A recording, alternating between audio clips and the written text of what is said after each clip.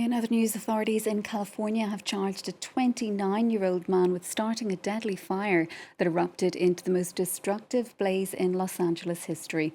Prosecutors say he likely used a lighter to start a fire that smouldered underground, only to flare up days later, killing 12 people. Well, for more, let's cross live now to our correspondent in LA, Wassim Cornet. Wassim, firstly, what more have we learned about how these deadly fires may have begun and then spread?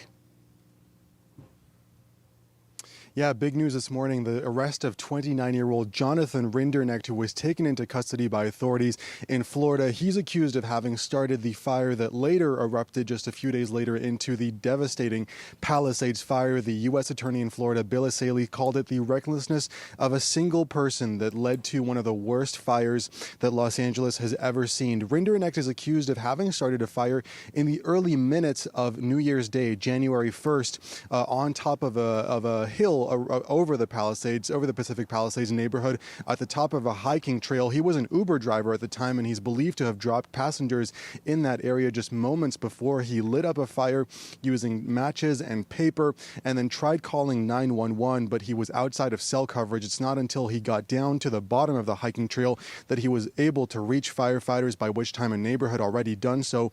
He then turned his car around and followed fire trucks trying to extinguish that fire on New Year's Day in the overnight hours, efforts that he filmed using his iPhone. And then authorities believe that although that fire appeared to be extinguished on New Year's Day, those powerful winds, the smoke continued to smolder underground in those roots, and then it was reignited by those powerful winds in that powerful storm, winds of over 100 kilometers per hour, 7 days later on January 7th.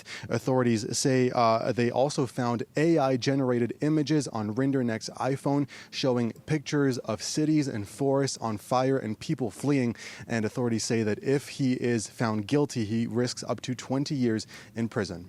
And Wassim, 10 months on, how have those who are worst affected by those fires been able to rebuild their lives and their homes? Yeah, and Sharon, it's important to remind viewers also that Palisades Fire was only one of two major fires that erupted almost simultaneously the same day. A total of 31 people were killed in the Palisades, and the Eaton Fire, that one erupting on the other side of town in the city of Altadena. More than 18,000 structures were destroyed, hundreds of billions of dollars in damages. Nowadays, when you drive around the Pacific Palisades, it doesn't look like a war zone anymore, but it almost looks like a barren wasteland. All of the lots have been cleared of their ruins. There is some rebuilding going, and authorities have been very clear about one thing: they want that rebuilding to go as quickly as possible. Local, state, and federal authorities have removed a majority of the red tape requirements under several environmental and zoning laws to try to allow that rebuilding to happen as quickly as possible. Authorities across all levels of government, again, local, state, and federal levels of government, have one thing in mind: they want everything to be rebuilt and ready by the time the Summer Olympics come around to Los Angeles in 2028. Wassim, thanks so much for bringing us that update. That is Wassim Cornet, our correspondent in LA.